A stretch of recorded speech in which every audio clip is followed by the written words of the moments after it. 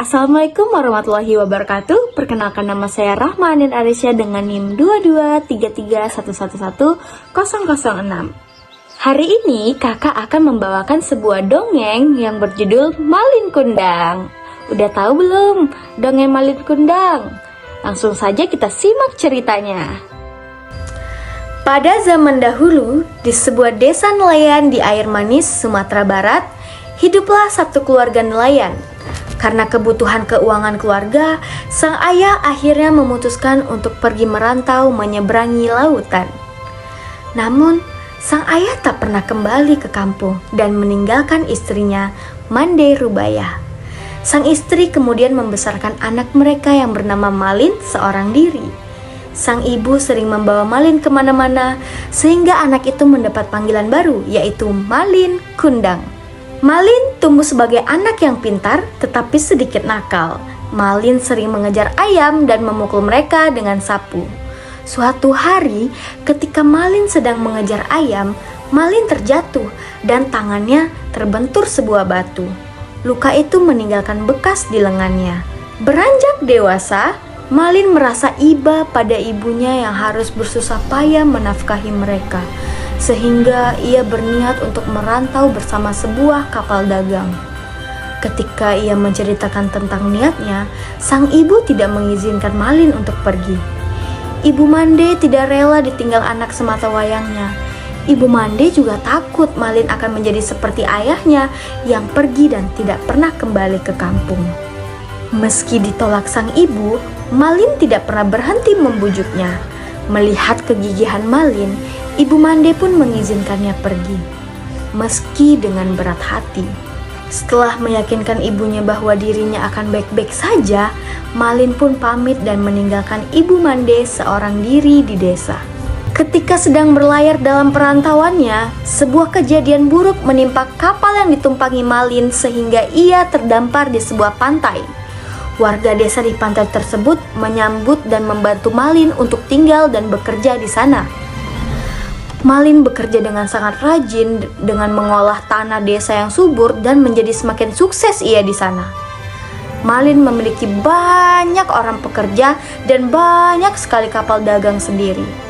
Setelah berhasil menjadi orang kaya, Malin pun mempersunting anak seorang saudagar kaya. Sementara itu, Ibu Mande tidak pernah mendapat kabar apapun dari Malin selepas kepergiannya.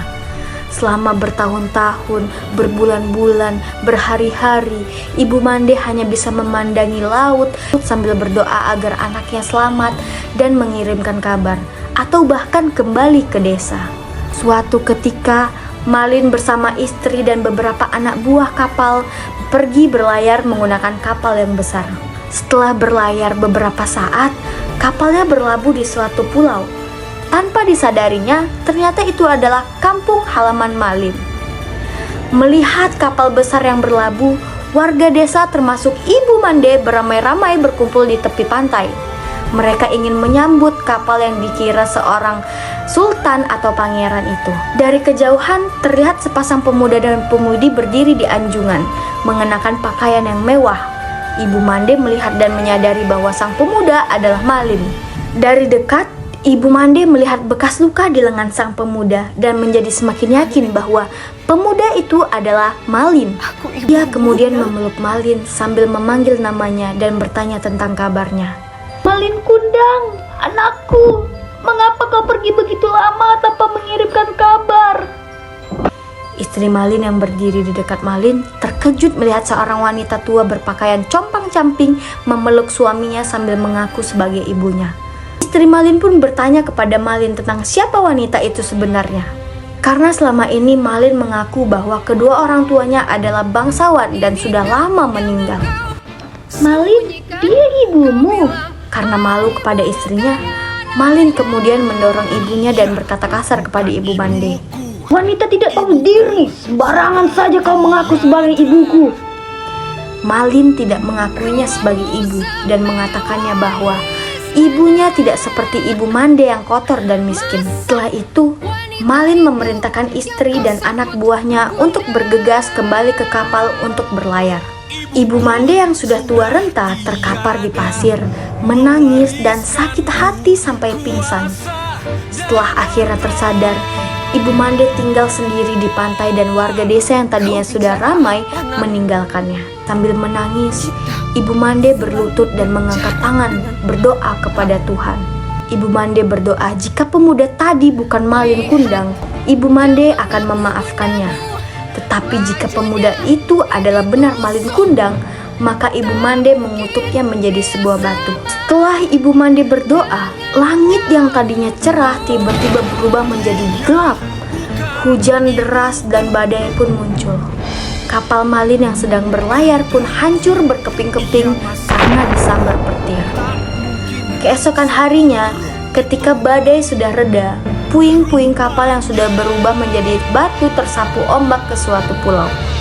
Ternyata serpihan kapal ini berubah menjadi batu karang, termasuk sosok Malin Kundang yang sedang bersimpuh.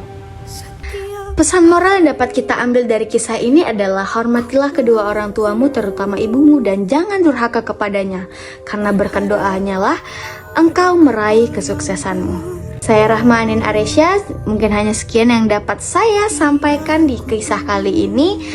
Saya pamit undur diri. Assalamualaikum warahmatullahi wabarakatuh.